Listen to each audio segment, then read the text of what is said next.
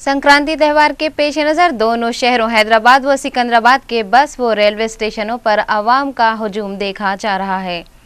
याद रहे कि हिंदू मजहब में इस त्यौहार को ज़्यादा पसंद किया जाता है और संक्रांति त्यौहार के मौके पर तमाम तालीमी व तिजारती इदारों को तातील दी जाती है ताकि इस दरमियान लोग अपने अपने आबाई वतन का रुख इख्तियार करके अपने अजीज़ व अकारिब के साथ संक्रांति त्यौहार से लुत्फ़ उठाएँ। बहरहाल हर साल की तरह इस साल भी रेलवे व बस स्टेशनों पर मुसाफिरीन की परेशानी में कोई तब्दीली नहीं देखी गई है। ताहम बेशतर बस व रेलवे स्टेशनों पर मुसाफिरीन को बरहमी का इजहार करते हुए देखा गया।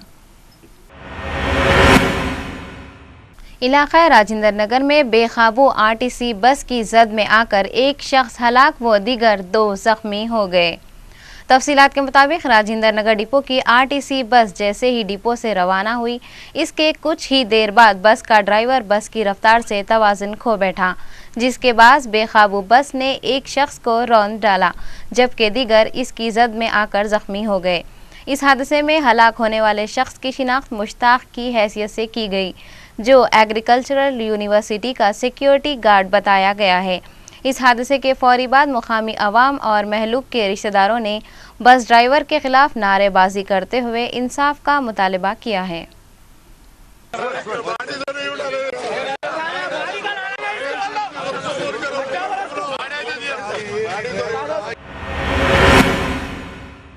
इसराइल के साबिक वजीर आज़म एरियल शरवन 8 साल कोमा में रहने के बाद 85 साल की उम्र में इंतकाल कर गए हैं। वो तल अवीव से कुछ फासले पर वाक़े शीबा मेडिकल सेंटर में ज़ेरे इलाज थे। शरवन इसराइल मिलिट्री और सियासत की बाअसर शख्सियत थे, लेकिन इनका कैरियर तनाज़ात में घिरा रहा। एरियल शरवन मकबूजा इलाकों में यहूदी बस्तियों के सख्त तरीन हामी थे, मगर इनके आखिरी इक़दामात में से एक गज़ा पट्टी से इसराइली फ़ौज की वापसी ने इनके मद्दाहों को हैरान कर दिया।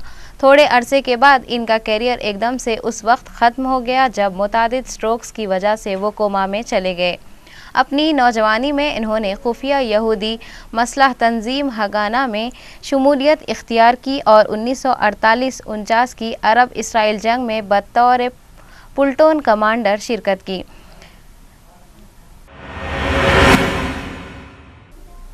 शहर हैदराबाद में अमन व अमान की बरकरारी के लिए अमन रैलियों का एहतमाम किया जा रहा है। इसी तरह से इलाके मशीराबाद में सेंट्रल जोन डीसीपी कमला सेन रेड्डी की क़यादत में अमन मार्च का एहतमाम किया गया, जिसमें दोनों फ़िरक़ों के अफराद ने शिरकत करते हुए मुनक़्क़िद शिदनी त्यौहार को मिलकर मनाने की अपील की है। जबकि सेंट्रल जोन डीसीपी कमला सेन रेड्डी ने अवामुन्नास से ख्वाहिश की है कि वो किसी मशकूक शख्स या शय से मुताल्लिक़ इतला फौरी पुलिस को दें ताकि अमन पसंद दुश्मनों के नापाक इरादों को नाकाम किया जा सके। इस दौरान मशीराबाद के बेशतर इलाकों में रैपिड एक्शन फोर्सेस और नीम फौजी दस्तों का मार्च किया गया। सदर तेलुगुदेशम एन चंद्रबाबू नायडू ने इस तवक्के का इजहार किया कि रियासत में आइंदा होने वाले असम्बली और पार्लिमानी इंतखाबात में तेलुगुदेशम पार्टी को शानदार कामयाबी हासिल होगी। एनटीआर ट्रस्ट भवन में टीएनजीओस के इजलास से खिताब करते हुए सदर तेलुगुदेशम के इक़्तिदार पर फायज होने के बाद वो बहैसियत चीफ मिनिस्टर बरक़ी शराहों में कमी करेंगे। इन्होंने इल्ज़ाम आयद किया कि रियासत में बरक़ी बहरान के लिए कांग्रेस हुकूमत जिम्मेदार है, जिसने तेलुगुदेशम दौरे हुकूमत की बरक़ी इस्लाहात को रूबे अमल नहीं लाया। इन्होंने मज़ीद कहा कि गैर मौसर इंतज़ामिया के बास आवाम पर ज़बरदस्त बोझ आयद हो गया है। हुकूमत तमाम सरकारी महकमों में खिदमात अंजाम देने वाले कॉन्ट्रैक्ट मुलाजिमीन की खिदमात को बाकायदा बनाएगी। क़ब्ल चंद्रबाबू नायडू ने टीएनजीओस की डायरी का रस्म इजरा अंजाम दिया। चंद्रबाबू ने कहा कि वो मुस्तकिल तौर पर अवामी खिदमत गुजार हैं और 24 घंटे अवाम की खिदमत में मसरूफ़ रहते हैं। साबिक़ चीफ मिनिस्टर ने कहा कि कांग्रेस हुकूमत की अवाम दुश्मन पॉलिसियों के बास मुल्क में और रियासत में जल्द ही आम इंतखाबात होंगे और मौजूदा कांग्रेस हुकूमत जल्द ही गिर जाएगी और रियासत के अवाम को मौजूदा नाकारा हुकूमत से छुटकारा हासिल हो जाएगा। एन चंद्रबाबू ने इस अज़्म का इजहार किया कि इनकी पार्टी आइंदा इंतखाबात के बाद फिर बरसरे इख्तिदार आएगी और तेलुगुदेशम पार्टी न सिर्फ तरक्की को यकीनी बनाएगी बल्कि इस्तेहकाम भी फराहम करेगी।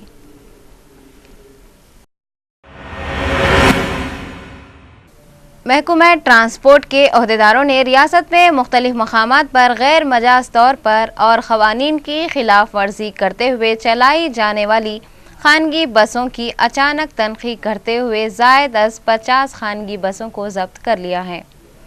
रियासती महकमा ट्रांसपोर्ट के बावसूख ज़राए के मुताबिक तिल संक्रांत त्यौहार के पेश नज़र हैदराबाद में मुकीम बिलखुसूस आंध्रा से ताल्लुक़ रखने वाले अवाम व मुलाजिमीन मुकम्मल तौर पर अपने आबाई मकामात को पहुँचने के लिए कोशां रहते हैं और हज़ारों की तादाद में पाए जाने वाले इन आंध्रा के अवाम को ट्रांसपोर्ट की सहूलतें मुनासिब अंदाज में ना मिलने के बास वो ज़्यादा से ज़्यादा खानगी बसों के ज़रिए सफ़र को अव्वलीन तरजीह दिया करते हैं, जिसके पेश नज़र खानगी बसों के मालिकीन नागुज़ेर हालात को पेश नज़र रखते हुए क़वानीन की खिलाफ वर्जी करते हुए अपनी खानगी बसों में नशिस्तों की तादाद से कहीं ज़्यादा तादाद में मुसाफिरीन को ले जाने के इक़दामात किया करते हैं और चूँकि सैकड़ों खानगी बसों के अलावा सैकड़ों आरटीसी बसों के ज़रिए तिल संक्रांत त्यौहार मनाने हैदराबाद में मुकीम आंध्राई अवाम अपने आबाई मकाम का रुख करने के सिलसिले में शाहराहों पर भी ट्रैफिक में इजाफा हो जाता है।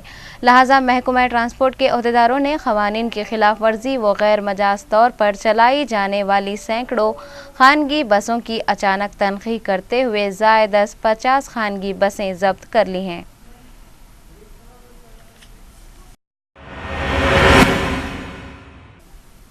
मुअत्तल IAS ऑफिसर प्रदीप शर्मा ने कहा कि जासूसी स्कैंडल के सिलसिले में चीफ मिनिस्टर गुजरात नरेंद्र मोदी, अमित शाह और दीगर के खिलाफ इनकी शिकायत को FIR में तब्दील न किया जाए तो वो अदालत से रुजू होंगे। मीडिया से बात करते हुए इन्होंने कहा कि पहले मोदी का दिफा करने वाले ये कहते थे कि प्रदीप शर्मा खातून को हरासा कर रहे हैं और जब खुद इन्होंने शिकायत दर्ज कराई है तो अब ये घिनौना इल्ज़ाम आयद किया जा रहा है कि मेरा फ़ोन टैप किया गया ताकि करप्शन के बारे में पता चल सके।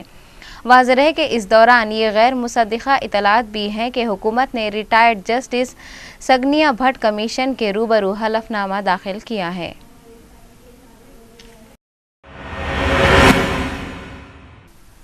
आम आदमी पार्टी के लीडर कुमार विश्वास की प्रेस कॉन्फ्रेंस में बाज़ नौजवानों ने नारेबाजी करते हुए इन पर अंडे फेंके। कुमार विश्वास जो अमेठी में राहुल गांधी का मुकाबला करने के ख्वाहिशमंद है, चुनाचे वो पहली मर्तबा लखनऊ में प्रेस कॉन्फ्रेंस से खिताब कर रहे थे।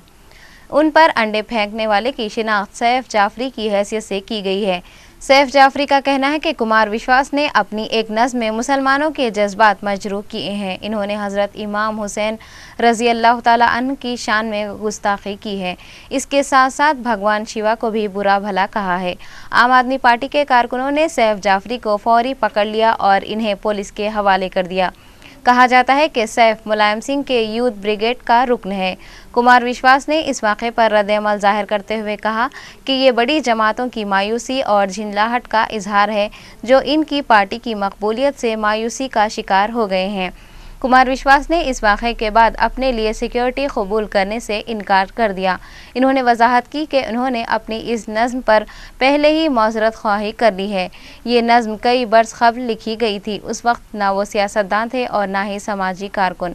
इन्होंने किसी के भी मजहबी जज्बात मजरूह नहीं किए हैं और इनकी नज़्म यूट्यूब पर मौजूद है।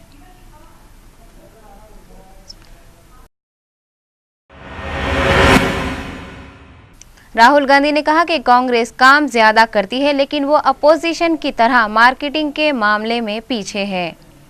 राहुल गांधी ने नेशनल यूथ एंड स्टूडेंट्स मंशूर के सिलसिले में मुशावरती सेशन से खिताब करते हुए कहा कि हमारी अपोजिशन जमातें काम कम लेकिन इनकी तशहीर ज़्यादा करती हैं। हम ज़्यादा काम करते हैं लेकिन हमारी मार्केटिंग ज़्यादा अच्छी नहीं है। अलावा अजी इन्होंने ये भी कहा कि कांग्रेस ही वो वाहिद पार्टी है जो हर हिंदुस्तानी अमीर गरीब हिंदू या मुस्लिम को लेकर चल सकती है।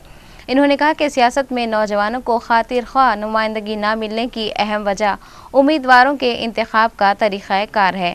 इस प्रोग्राम में सीनियर कांग्रेस लीडर दिग्विजय सिंह, मरकजी वुज़रा रमेश तिवारी, सचिन पायलट और जितेंद्र सिंह भी मौजूद थे।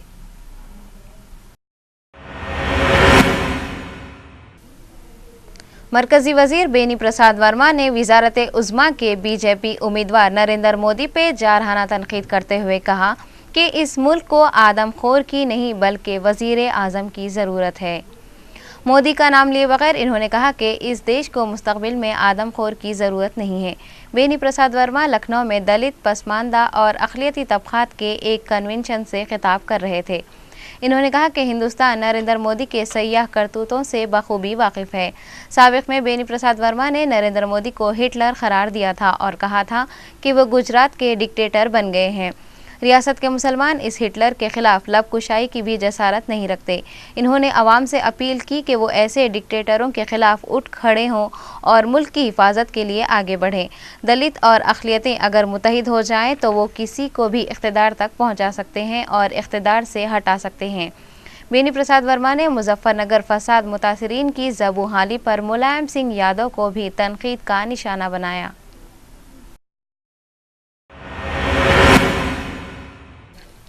कनाडा में कोयले से भरी 7 कारें लेकर जाने वाली ट्रेन हादसे का शिकार हो गई है, जिसके नतीजे में बोगियां उलट गई और बड़ी मकदार में कोयला अतराफ में फैल गया।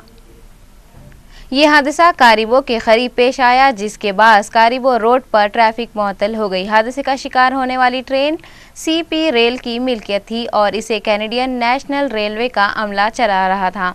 हादसे में अमले के दोनों अफराद महफूज रहे। रेलवे के तर्जुमान की जानिब से जारी बयान में कहा गया है कि हादसे के बाद कोयला फैलने के बाद वजारत माहौलियात को इससे आगाह कर दिया गया है और इदारे के माहौलियात के शोबे के हुकाम भी जाए वक़ू पर पहुँच गए हैं, जबकि हादसे की तहक़ीक़ात भी की जा रही हैं। शाम के शुमाली हिस्से हल्ब में फौजियों के साथ तसादुम में कम अज़ कम 40 बागी हलाक हो गए हैं।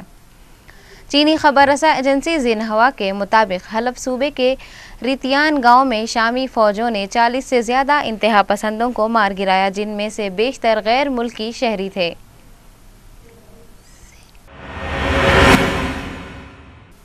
बॉलीवुड के सुपरस्टार शाहरुख खान ने अवार्ड्स तकरीबात पर जानिबदारी के इल्ज़ामात की तरदीद की है, क्योंकि इनके मुताबिक हर अवार्ड ख़ास होता है। वाज़ेह है कि अक्सर व बेशतर फिल्मी अवार्ड्स की तकरीबात पर जानिबदारी के इल्ज़ामात लगते रहते हैं। बाज़ फ़नकारों के मुताबिक इन अवार्ड्स तकरीबात में इन्हीं को इनाम दिए जाते हैं जो इनमें रक़्स करते हैं। ताहम शाहरुख खान का ख्याल इसके बरअक्स है। मुंबई में फिल्म अवार्ड से मुतालिक एक प्रेस कॉन्फ्रेंस में शाहरुख खान ने कहा कि इन तकरीबात में नाचने या रक़्स करने का मौका भी इन्हीं को मिलता है जिनके लिए वो साल अच्छा रहा हो, जिनकी फिल्में पसंद की गई हो। इसलिए इन इनामात पर तासुब या जानिबदारी का इल्ज़ाम लगाना गलत है। मेरे लिए तो हर अवार्ड ख़ास होता है। शाहरुख खान इस मौके पर अपने पहले अवार्ड को याद करते हुए थोड़े जज्बाती भी हो गए। इन्होंने कहा कि वो अपने वालिदैन को अपनी कामयाबी दिखाना चाहते थे, लेकिन दोनों ही इनकी कामयाबी से क़ब्ल दुनिया से रुखसत हो चुके थे। इन्होंने हंसते हुए कहा कि अब इनके 3 बच्चे हैं तो कुछ ज़्यादा ही अवार्ड्स जीतने पड़ेंगे।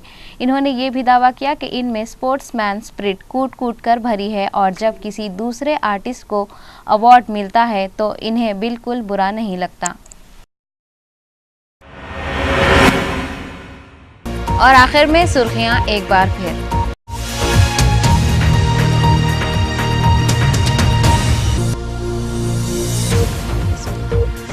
संक्रांति त्यौहार के पेश नज़र दोनों शहरों हैदराबाद व सिकंदराबाद रेलवे व बस स्टेशनों पर आवाम का इज़्तिहाम। सहूलियात के फुक़दान पर मुसाफिरीन बरहम।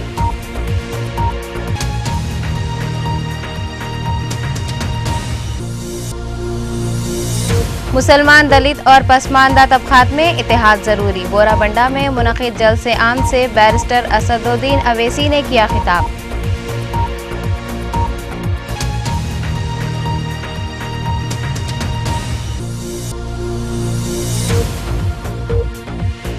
इलाक़े राजेंद्र नगर में बेकाबू बस की टक्कर से एक शख्स हलाक व दीगर 2 ज़ख्मी। मुकामी अवाम का एहतजाज।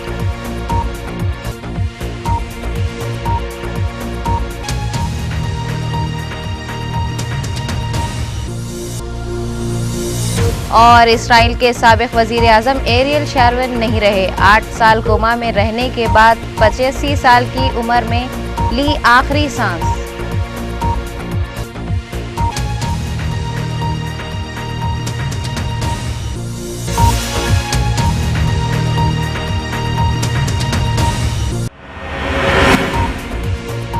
नाजरीन, इसी के साथ रूबी का दोपहर खबरनामा अपने इख्तिताम को पहुँचता है। आयशा बतुल को इजाज़त दीजिए। अपना ख्याल रखिए। अल्लाह हाफिज़।